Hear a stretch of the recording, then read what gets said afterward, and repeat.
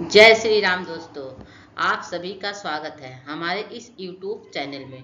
दोस्तों, आज हम मोहिनी एकादशी व्रत के कथा के बारे में बात करेंगे और आप लोगों को बताएंगे ये व्रत कथा करने से क्या होता है।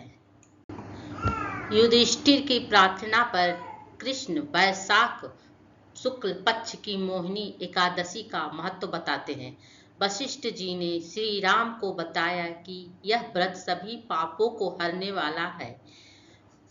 दृष्ट बुद्धि नाम पापी पुत्र ने कौटिल्य ऋषि के आश्रम में जाकर इस व्रत का पालन किया, जिससे उनके सारे पाप नष्ट हो गए।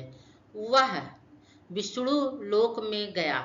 संस्कृत के मूल श्लोकों में एकादशी महात्म्य वर्णित है, जिसका सरल अनुवाद व्रतकर्ता के लाभार्थ हेतु नीचे प्रस्तुत है। इसका पठन श्रवण करने से अमोघ फल प्राप्त होता है।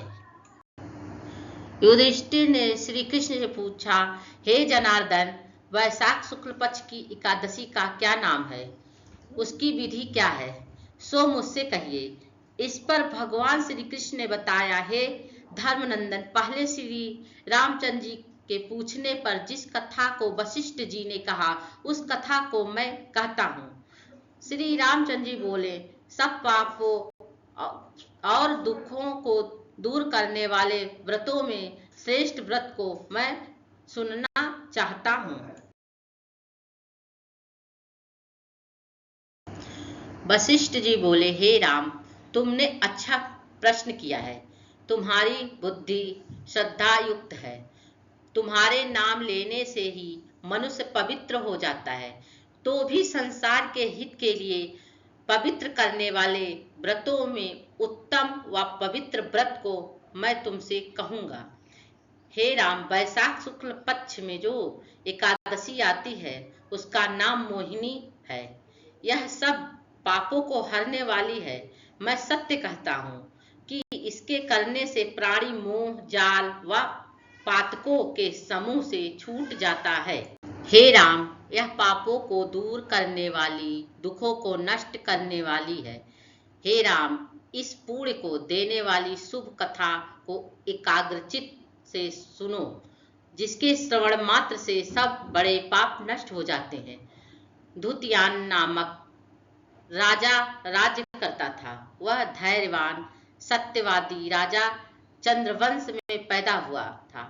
वह प्याऊ यज्ञशाला, तालाब, बगीचे आदि बनवाता था। उसके 5 पुत्र थे, समान, धुतिमान, मेधावी, सुकृत और धृष्ट बुद्धि। 5वां पुत्र धृष्ट बुद्धि बड़ा पापी था। जुआ आदि का उसको व्यसन था। देवता, अतिथि, वृद्ध, पितर और ब्राह्मणों आदि का पूजन नहीं करता था। वह अन्यायी और दुष्ट था। पिता के धन को नष्ट करता था।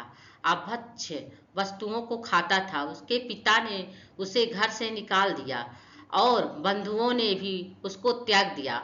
उसने अपने शरीर के आभूषण भी बेच दिए। वस्त्रहीन और भूख से वह चिंता करने लगा, मैं क्या करूं और कहाँ जाऊं और किस उपाय से प्राण बचे। फिर उसी नगरी में वह चोरी करने लगा। वह कई बार पकड़ा गया और छोड़ दिया गया। अंत में वह दुराचारी दृष्ट बुद्धि मजबूत बेड़ियों से बांधा गया।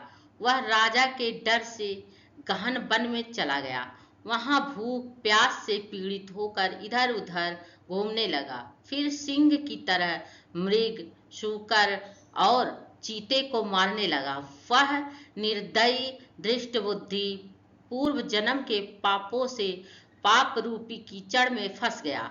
दुख शोक से युक्त होकर वह दिन रात चिंता करता था। कुछ पुण्य के उदय होने से वह कौटिल्य ऋषि के आश्रम में गया।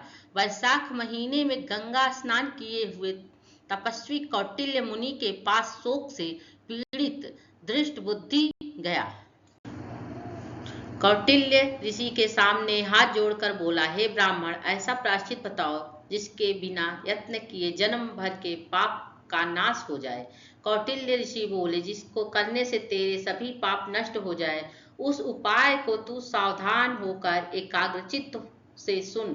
वैशाख शुक्ल पक्ष में मोहिनी नाम की एकादशी है। तू मेरे कहने से इस एकादशी का व्रत कर।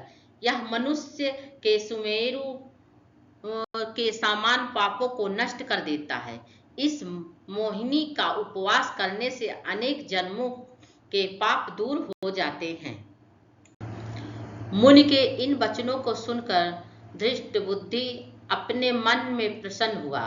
कौटिल्य के उपदेश से उसने विधि पूर्वक व्रत किया। इस व्रत के करने से उसके पाप दूर हो गए। फिर दिव्य शरीर धारण करके गरुड़ के ऊपर बैठकर विष्णु लोक को चला गया। हे रामचंद्र, अंधकार रूपी मोह को नष्ट करने वाला यह व्रत है। इससे बढ़कर चर अचर तीनों लोकों में दूसरा व्रत नहीं है। हे राजन, यज्ञ, तीर्थ, दान आदि इसके 16वें भाग के बराबर भी नहीं है। दोस्तों, अगर आप लोगों को ये मेरा वीडियो पसंद आया हो तो आगे इसी प्रकार की कथा के लिए मेरे वीडियो को लाइक, सब्सक्राइब, शेयर और कमेंट करें।